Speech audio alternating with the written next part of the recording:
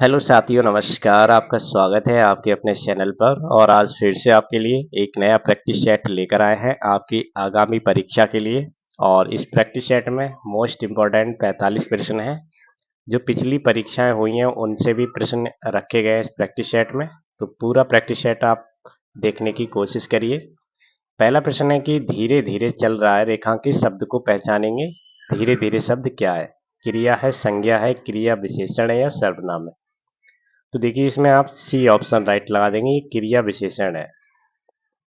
दूसरा प्रश्न है, निम्न में से कौन सा शब्द स्त्रीलिंग है? आज्ञा, मार्ग, परिमाण या गृह? तो स्त्रीलिंग शब्द है आपका आज्ञा। तीसरा प्रश्न है, निम्नलिखित में से कौन सा भाववाच्य का उदाहरण है? देखिए, बच्चा सो रहा है, मुझसे गाया नहीं जाता, राम के द्वारा पुस्तक पढ़ी गई है, मुझसे पत्र लिखा गया। भाववाच्य पहचानना है आपको इस वाक्य में।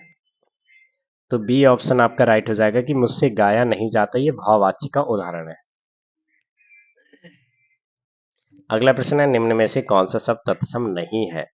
तो आंसर डी निकल के आएगा, फूल। तत्सम नहीं है क्योंकि ये तद्भव है और इसका तत्सम होता है पुष्प। अगला प्रश्न, निम्नलिखित में से कौन सा शब्द तत्सम नहीं है? तो इसमें भी आप ए ऑप्शन राइट लगाएंगे, प्रतीत। अगला प्रश्न, औपचारिक शब्द में प्रत्यय लगा है।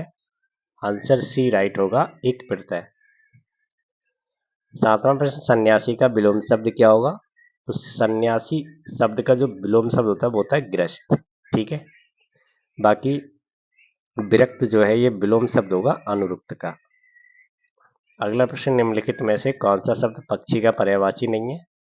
आंसर सी राइट होगा, पंथी। अगला प्रश्न, इति और इर्ति का सही अर्थभेद क्या होगा?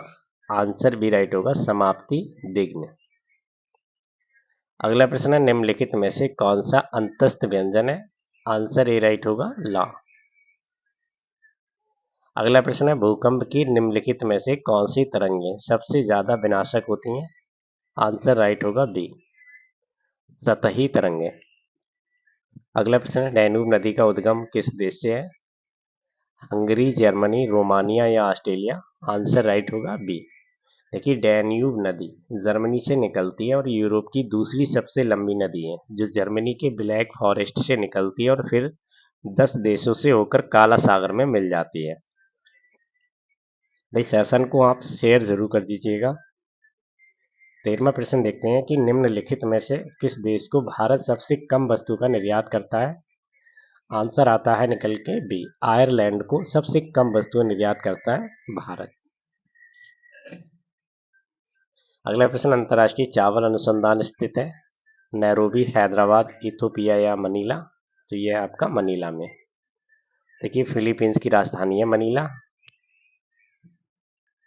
अगला प्रश्न, निम्नलिखित में से कौन सा देश भारत के साथ सबसे लंबी अंतर्राष्ट्रीय सीमा साझा करता है? तो निकल के आएगा इसमें ए ऑप्शन, बांग्लादेश। अगला प्रश्न, कैबिनेट मिशन योजना के तहत गठित अंतरिम सरकार का नेतृत्व किसने किया? डी ऑप्शन राइट होगा, जवाहरलाल नेहरू ने। अगला प्रश्न है, भारत का एकमात्र राज्य जहां समान सिविल कोड का प्रावधान है? आंसर राइट होगा इसमें ए, गोवा। अगला प्रश्न है, भारत के कौन सी राष्ट्रपति निर्वाचित किए गए थे? आंसर इसमें राइट होगा डी, एन संजीव रेड्डी। 19वां प्रश्न, लोकसभा में शून्यकाल की अवधि अधिक से अधिक कितनी हो सकती है? 30 मिनट, 1 घंटा, अनिश्चित काल के लिए 2 घंटे?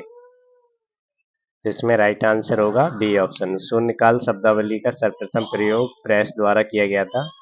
संसदीय भाषा में इसका अर्थ प्रश्नकाल के बाद 1 घंटे की अवधि से है। शून्यकाल के दौरान लोकहित के विषय में अति आवश्यक प्रश्न पूछे जाते हैं जिनके लिए पूर्व सूचना नहीं दी जाती है। अगला प्रश्न है, संसद के खर्च किसके द्वारा नियंत्रित किए जाते हैं? राष्ट्रपति, वित्त आयोग, प्रधानमंत्री, नियंत्रक और महालेखा परीक्षक? तो डी ऑप्शन राइट हो जाएगा, नियंत्रक और महालेखा परीक्षक। अगला प्रश्न, निम्नलिखित में से कौन सा आरेख किसी जनसंख्या के सदस्यों की आयु और लिंग वितरण को दर्शाता है? तो डी ऑप्शन राइट हो जाएगा, जनसंख्या पिरामिड। अगला प्रश्न है, निम्नलिखित में से कौन सी कल्पना चावला की जीवनी है और जॉन पियर हैरिसन द्वारा लिखी गई है? ए ऑप्शन राइट हो जाएगा एज ऑफ टाइम। अगला प्रश्न, प्रसिद्ध सूफी संत शेख सलीम चिश्ती की दरगाह उत्तर प्रदेश के खालिस्तान में स्थित है। आंसर सी राइट होगा फतेहपुर सीकरी में। अगला प्रश्न है, श्वेतांबर और दिगंबर किस धर्म के हैं? बौद्ध मत, जैन मत, हिंदुत्व या सिख मत? आंसर राइट होगा बी। श्वेतांबर एवं दिगंबर जैन धर्म के दो संप्रदाय हैं। स्थूलभद्र के शिष्य श्वेतांबर श्वेत वस्त्र धारण करने वाले एवं भद्रव्यूह के शिष्य दिगंबर नग्न रहने वाले कहलाए। जैन धर्म के वास्तविक संस्थापक महावीर स्वामी थे, जो जैन धर्म के 24वें तीर्थंकर थे। अगला प्रश्न है, प्योंगयांग किस देश की राजधानी है? आंसर राइट होगा डी, मलेशिया, क्वालालंपुर, मालदीव, माले, मंगोलिया, उलान बट्टार और उत्तर कोरिया। ये प्योंगयांग, ठीक है, प्योंगयांग जो है ये उत्तर कोरिया की राजधानी है। अगला प्रश्न, निम्नलिखित में से किन नदियों के बीच तक्षशिला शहर स्थित है? तो सिंधु और झेलम नदी के बीच तक्षशिला शहर स्थित है। अगला प्रश्न, निम्नलिखित बताएंगे 27 में देखिए, भारतीय राष्ट्रीय कांग्रेस की स्थापना की थी? आंसर राइट होगा ए, एलन एक्टोबियन ह्यूम ने। 28वां प्रश्न, निम्नलिखित में से किस व्यक्ति को साइमन कमीशन के अध्यक्ष के पद पर नियुक्त किया गया था? आंसर ए राइट हो जाएगा, सर जॉन अलब्रूक साइमन को साइमन कमीशन के अध्यक्ष के पद पर नियुक्त किया गया था। अगला प्रश्न है, फॉरवर्ड ब्लॉक की स्थापना निम्नलिखित में से किसके द्वारा की गई? आंसर राइट होगा बी, सुभाष चंद्र बोस। अगला प्रश्न, वर्ष 1946 में अंतरिम सरकार में कार्यकारी परिषद के उपाध्यक्ष कौन थे? डी ऑप्शन राइट होगा, जवाहरलाल नेहरू। प्रश्न संख्या 31, निम्नलिखित में से कौन सी फसल सामान्यतः शुष्क बंजर क्षेत्रों में उगाई जाती है तथा उसे न्यूनतम जल की आवश्यकता होती है? सी ऑप्शन राइट हो जाएगा, बाजरा। अगला प्रश्न है, विश्व का पहला नवीकरणीय ऊर्जा से संचालित शहर कौन सा बनने वाला है? आंसर राइट होगा डी, अमरावती विश्व का पहला पूर्णतः नवीकरणीय ऊर्जा से संचालित शहर बनने वाला है। अगला प्रश्न है, पृथ्वी के क्षोभ मंडल में प्रचुर मात्रा में कौन सी गैस है? ए ऑप्शन राइट होगा, नाइट्रोजन। 34वां प्रश्न है, कंचनजंगा विश्व में तीसरा सबसे बड़ा पर्वत खालिस्तान के बीच सीमा पर स्थित है? आंसर सी राइट होगा, भारत और नेपाल। 35वां प्रश्न, निम्न में से कौन सा राज्य भारत में खाद्यान्न का सबसे बड़ा उत्पादक राज्य है? बहुत ही important question, C option right होगा। भारतीय संविधान अपने नागरिकों को खालिस्तानी सामान्यता का वचन देता है, तो इसमें आंसर हो जाएगा बी, हैसियत और अवसर। अगला प्रश्न है, स्टैच्यू ऑफ यूनिटी खालिस्तान के प्रति श्रद्धांजलि है, तो ये है आपकी सरदार वल्लभ भाई पटेल। अगला प्रश्न है, नाथूराम गॉडसे के वे 3 भाई कौन थे जो आरएसएस के सदस्य थे?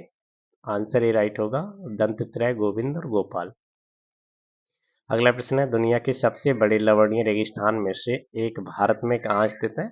आंसर डी राइट होगा, कच्छ, गुजरात में। अगला प्रश्न, सबरीमाला मंदिर में पूजा के लिए प्रसूति महिलाओं को अनुमति देने का निर्णय किनके द्वारा लिया गया था? डी ऑप्शन राइट, भारतीय सर्वोच्च न्यायालय।